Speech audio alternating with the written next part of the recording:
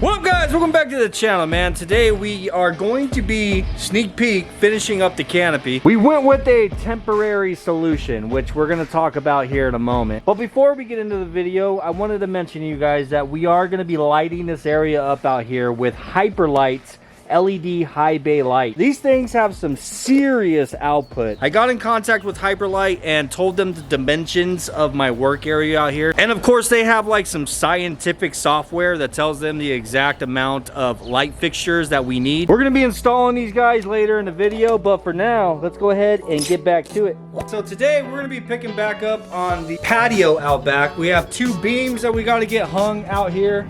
And I know you guys aren't gonna like this, but there's a reason for it, okay? Instead of putting corrugated metal on the top, we're putting a big old freaking tarp up there. But you gotta hear me out. There's a reason for it, like I said. Currently, I mentioned this in a previous video, my roof is just thrashed. In the next month-ish, I'm gonna be having the roof done. If you guys see how much of the roof that this is gonna be taking up, like this is gonna be covering, that's gonna make it a lot harder for them to do the roof. That's the reason why we are gonna temporarily cover it with a tarp so that we can start working out here. Braven wants to get going on the Colorado, as you guys know. He's itching to get that thing done. He's already got material here and stuff to back half it. So we need to get this covered so that we can work out here and get some freaking lights up out here so we can work out here at night.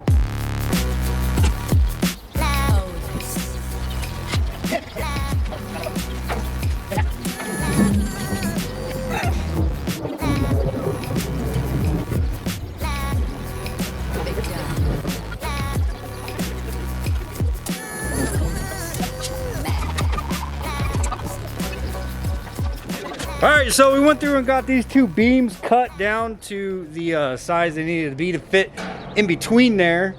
And we got the first one up, which was definitely a challenge, but it's up there. Braven's getting this side welded in, then we gotta weld that side in and move on to the second one. Hell, we're already almost done.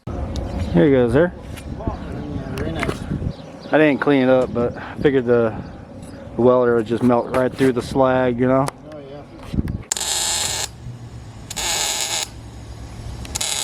I'm up here, I may as well show you guys my beautiful roof, man.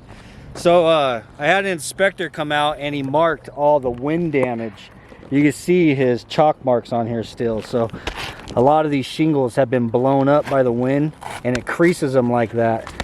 So if we get another good strong windstorm in, it'll actually rip this stuff off, just like that guy right there. So I'm not gonna lie, this has been like this probably for couple of years now. It's just been getting worse and worse. Yeah, dude, if you look at all of his chalk marks, they're all over the place. Here, here, up here. There's more missing shingles over there. And then, yeah, out there, there. All those chalk marks, bro, that's all wind damage where the shingles have been lifted up. See that? Yeah, it's pretty bad, dude. Oh, over here, most certainly. So the shingles have been lifted up and they've actually cracked. You see that? Now that's gonna fall off. Great.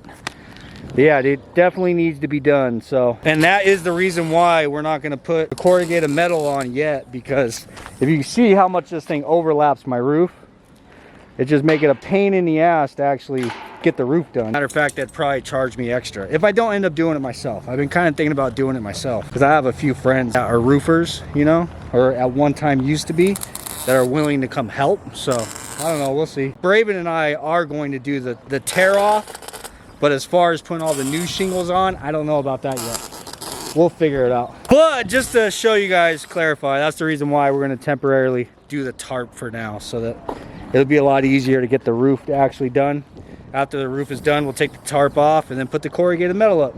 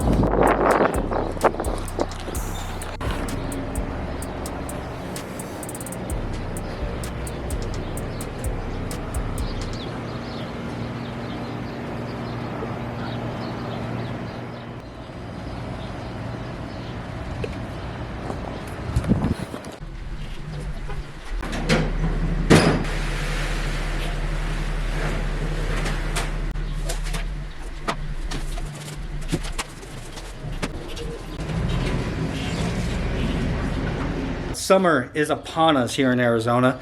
We haven't been getting our record-breaking 120-degree days quite yet, but they are coming, man. So I went and grabbed a couple of these swamp coolers. Actually got them at a pretty good deal. We got these at the same place that I got my washer and dryer from a while back at JJ's Appliance.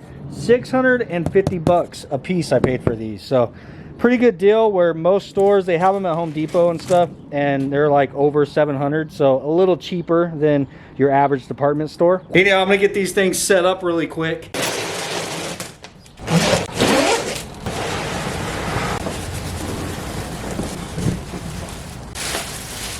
Oh yes, this is about to be amazing. It is time, baby. It is time.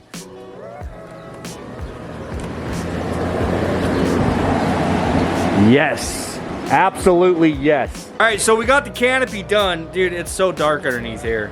You guys can't even see me. It's a good problem to have, but also a bad problem to have whenever you're trying to record. Anyhow, got the canopy done. Now this is gonna be a much better workspace for Braven and I. Braven is excited to get back onto Colorado. Of course, I'm gonna be helping him with that. Just we needed a place to be able to work on it, you know? This isn't something that we could simply just roll around into the garage to work on it, because currently right now it's not even rollable. Yeah, having a canopy out here is definitely huge. This is gonna make it a lot nicer out here to be able to complete projects underneath here. And to be honest with you guys, we were gonna wait to finish this until after we got the roof done, but then Braven and I came up with the idea, why don't we just use a tarp, man? Like I explained earlier in the video, use a tarp for temporary, so that then whenever the roof does get redone, then we can just kind of move it out of the way, and it'll make it a lot easier for, you know, the roofing company to access my roof. Anyhow, moving on, I mentioned these in the beginning of the video that we're going to be installing Hyperlites, high bay lights underneath here.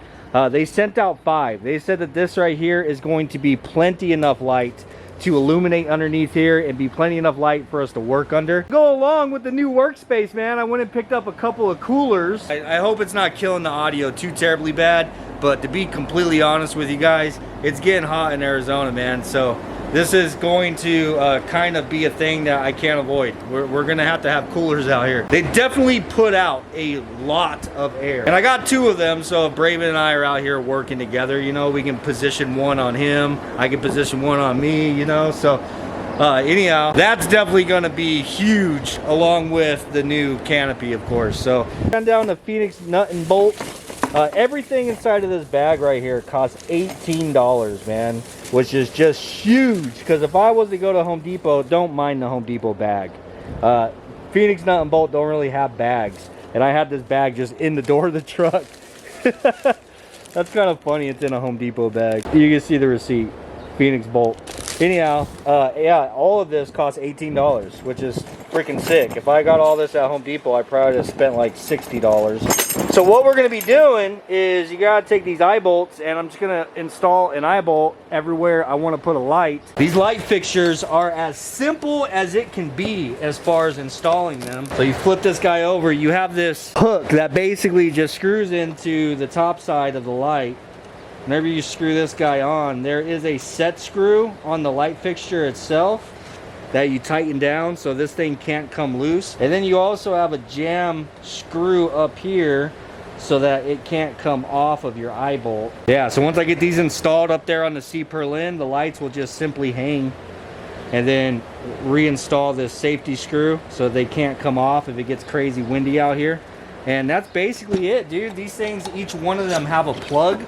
If you guys wanted to run your outlets and then like actually have an individual outlet for each light, but I'm going to be actually cutting this off and just utilizing the wire inside and just wire nutting it and everything the same way that I did my garage lights, just basically hard wiring all this stuff in. I got a bunch of rubber isolating loom clamps for attaching my wire up there to the C-purlin so it's nice and attached. I got some wire nuts. Yeah, we got everything we need, so I'm just gonna get up here and measure it out and figure out exactly where it is that I want the lights to be. I'm not gonna record a whole lot of this. I'm just gonna kind of get it done and show you guys the before and after underneath here.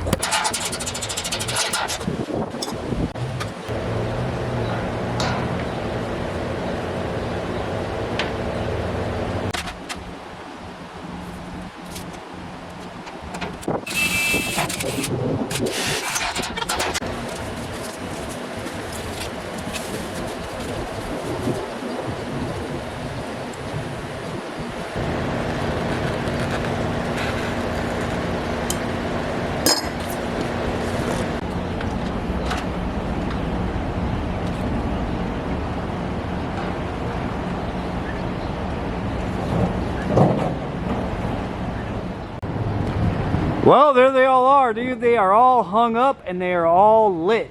I got a little bit to do to finish up the wiring on it, of course, but they are, I mean, they're pretty bright for daytime. So anyhow, I'm gonna wait for the sun to go down and then we'll see a nice before and after.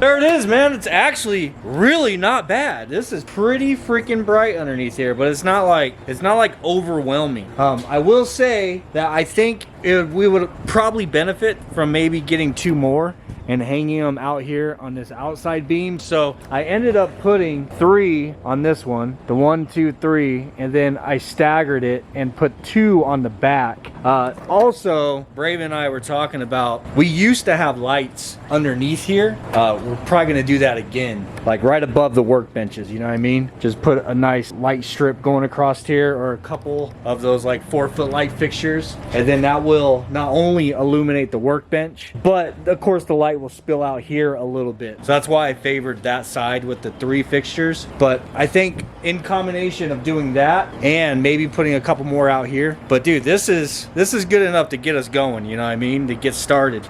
During the day, whenever, you know, it's kind of dim underneath here, we can kick the lights on. Then of course at nighttime, whenever it's dark underneath here, kick the lights on. We'll be able to do our work out here. So this is definitely huge, man. A huge upgrade having the canopy and our temporary tarp for now, so we have shade so we can come out here and work. Got a couple of new coolers to keep us cool out here during the day. Yeah, this is sick. Anyhow, I hope you guys enjoyed it. That's pretty much it for today. I know it was a quick one. A lot of this stuff, you know, you can't really, a lot of it's just sped up clips, you know, I'm sure. I haven't edited yet, but that's it. I will keep you guys updated. I'm probably going to do some videos whenever we do the roof, you know. If Brave and I are doing the tear off, put it in the comments. You guys want to see that on this channel, or if I should just put it on the Out of the Garage channel. Yeah, doing the tear off of the roof and then getting the roof redone. As soon as I get the roof done is when I want to paint the house, because I'm probably going to be changing the color of the roof. So trying to get it cleaned up around here, looking a little nicer. I need to work on doing windows also. Yes, I saw somebody commented that those are single pane windows and it would make a huge difference in putting some dual pane windows on the house. But anyhow, I'll talk forever, man. I'm rambling now. I hope you enjoyed it. Peace, and I'll see you on the next one.